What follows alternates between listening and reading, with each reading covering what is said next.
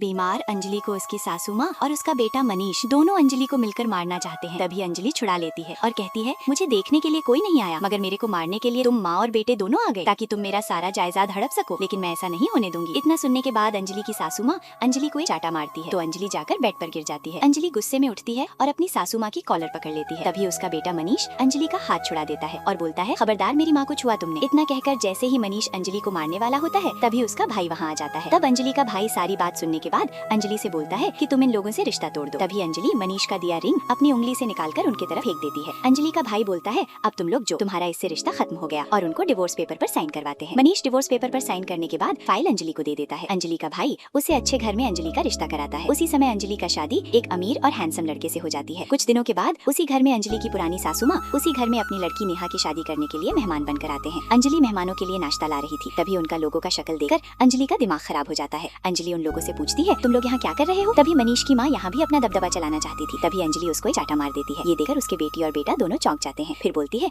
मैं तुम्हें अभी बताती हूँ। इतने में ही अंजलि एक और चाटा मार देती है। मनीष की माँ अपने दोनों बेटा और बेटी को भेजती है अंजलि को पकड़ने के लिए। दोनों आगे बढ़ते हैं और अंजलि को पकड़ लेते हैं। तभी बुढ़िया मारने के लिए आगे बढ़ती है। तभी उसका भाई वहाँ आ जाता है और दोनों को लात मारकर अंजलि को छुड़ाता है और सिक्योरिटी बुलाकर सभी को पकड़वा देता है। फिर अपने लाइक और सब्सक्राइब नहीं किया दोस्तों।